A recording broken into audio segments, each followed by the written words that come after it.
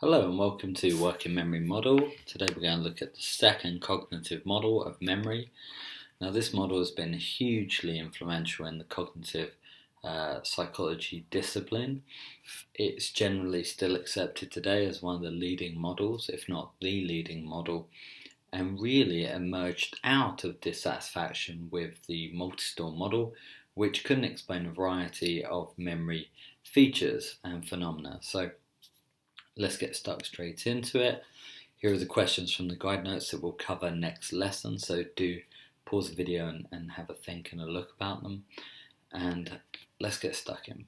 So remember this, the multi-store model, there were lots of limitations to that model, one of which was things like activation of long-term memory. It seemed that long-term memory was being activated, so remember in Rutchkin's study, pseudo words versus real words. In short-term memory, they remembered more real words than pseudo words. Now, this shouldn't have happened unless there was some semantic processing occurring in short-term memory. But Baddeley kind of, not quite proved, but suggested that that wasn't quite the case. In his study, he showed that semantic interference didn't occur in short-term memory. Therefore, we could argue that we don't code things semantically. So instead, Rutchkin argued that what's happening is long-term memory is somehow being activated when information enters the short-term memory system. So really, the model couldn't account for this, because in order to process real words better than pseudo words, you would have to send them to long-term memory first. But if you did that, you've already rehearsed it and so forth. So that was a major limitation. Another issue was that visual rehearsal was just as effective as acoustic rehearsal, perhaps even more so in short-term memory. And that was a big limitation of the model, suggesting that we can process things visually.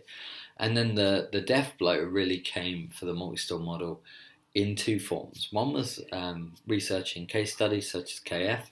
KF, as you know from the guide notes, if you haven't read them, please pause the video, read, annotate, and then come back to it.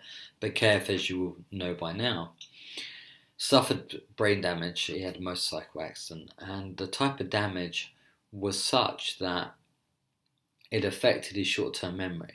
Specifically, his short-term memory for verbal information. So he had a very limited digit span. He couldn't remember if someone spoke to him and gave him a series of instructions that were too long, too fast, he would struggle to comprehend. But it was later found that his short-term memory was perfectly normal for visual information, and he could learn new visual information without impairment. So this started to suggest that there were two stores in short-term memory, one for acoustic and one for visual.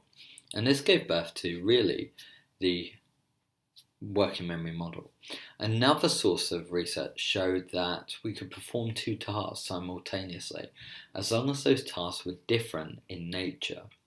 So we can perform a visual or a spatial task and an acoustic task simultaneously without any deficit. And you'll know, because when you learn to drive, it's quite intensive, but after you've been driving for a while, you can drive, you can read, you can do all sorts of tasks simultaneously. What you can't do is you can't drive and text. They both use the same store, and I'll give you a bit more detail on that example in a bit. So according to the working memory model, we have three components. There's the central executive, which is the supervisory component. This is like the chief executive of a company. It's in charge of the system. And these two are called slave systems. So we have the phonological loop and the visual spatial sketchpad. The phonological, phono, is linked to headphones, means sound, specifically speech, phonological sounds. And the visual spatial sketchpad deals with visual information and spatial information. Within each of these slave systems, we have an articulatory control process, sometimes called an articulatory loop. And this is our subvocal rehearsal mechanism. So when you're repeating that number over and over again in your head, 7465, blah, blah, blah, it's the articulatory loop that's doing that. The phonological store is a passive store that just is used to store information temporarily, and information passes around in a loop this way. So it will come out, be stored temporarily, and then maneuvered around the system.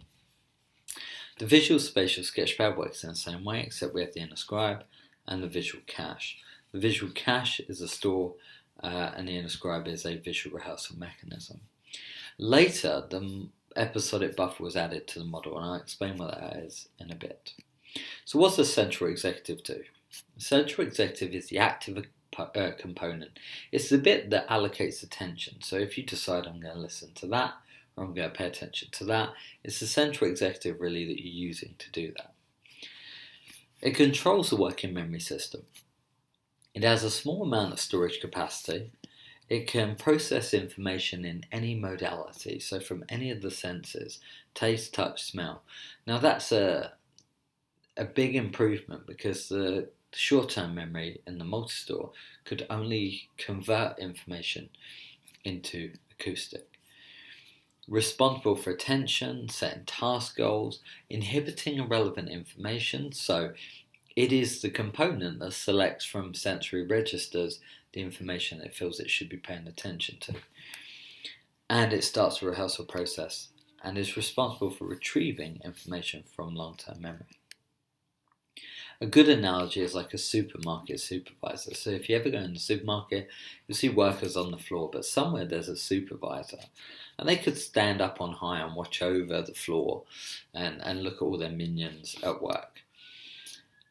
And you give them tasks and let them basically get on with it. And that's what the central executive does. The supervisor only really needs to intervene in those tasks when something has to happen. So information needs to be retrieved from one of the slave systems, added, extracted from long-term memory or whatever. And you could think of the head of a school as being very similar in this nature. So the central executive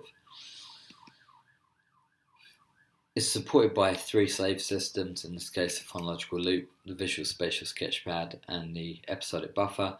These systems allow the central executive to increase its capacity temporarily, and it frees up the central executive to do more important tasks.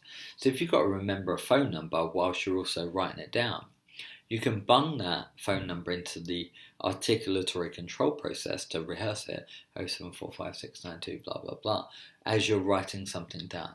Yeah, hold on one moment. When you're on the phone and you're jotting ideas down, you're using the articulatory control process and your inner scribe. The slave systems work independently of each other, so it doesn't matter if you've maxed out the phonological loop. Visual spatial sketchpad can also be maxed out, and they operate independently.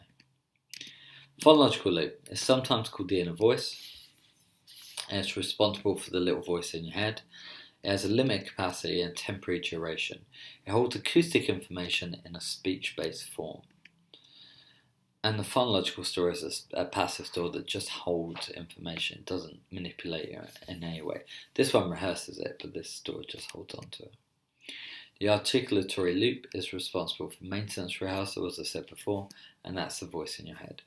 Essentially, it's possible that people with auditory hallucinations, such as schizophrenics, may have impaired phonological loop functioning or damage to the part of the brain associated with it. So there could be a practical application when it comes to schizophrenia. The visual spatial sketchpad is your inner eye. It's the bit that does visual manipulation, can construct images from different parts and all sorts. It too has a limited capacity, temporary duration, and holds visual and or spatial information.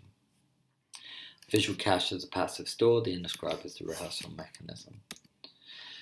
Something interesting about the visual spatial sketchpad is that it extracts spatial information from visual information. So your retina will pick up a picture which is essentially 2D, and then from that your brain will extract 3D markers, and that's where you get a sense of depth.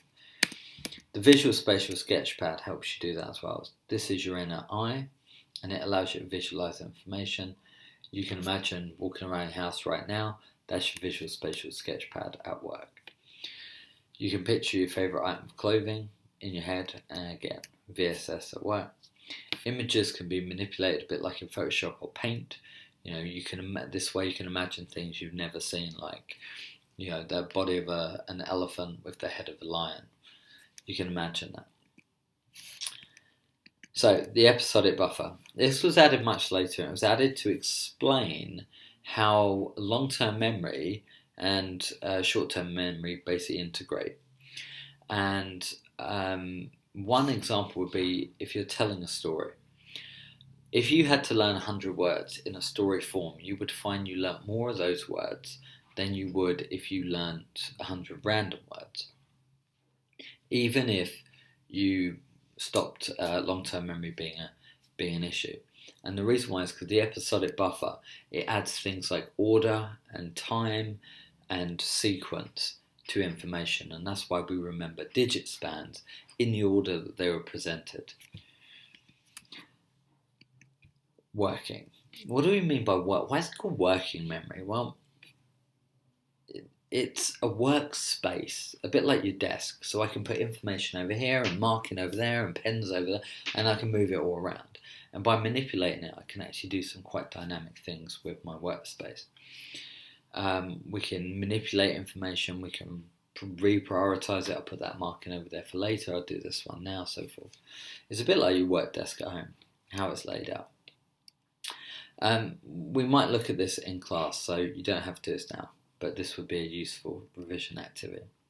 So to sum up, the working memory is a dynamic system. Unlike the short-term memory, which just information sort of slopped onto the next door and then to the next door, with this one it's dynamic. We're manipulating, we're extracting, changing, all sorts. Consists of a supervisory component and 3 slave systems. It explains how information is sent to and retrieved from LTM. It also explains why some material is more likely to be remembered than others. So if you remember in the last video, we talked about you're in a busy crowd and someone says your name at normal volume, and you suddenly pay attention to that. Well, the working memory is not a passive store. It's constantly scanning your sensory registers for interesting information, and it can access long-term. So when I said there may be a direct route through from the sensory registers to long-term, that could well be it. So that's been the working memory model. Next time we'll look at research that supports and investigates working memory model. As always, if you have any questions, please do come and ask. And otherwise, have yourself a fine evening. Bye-bye.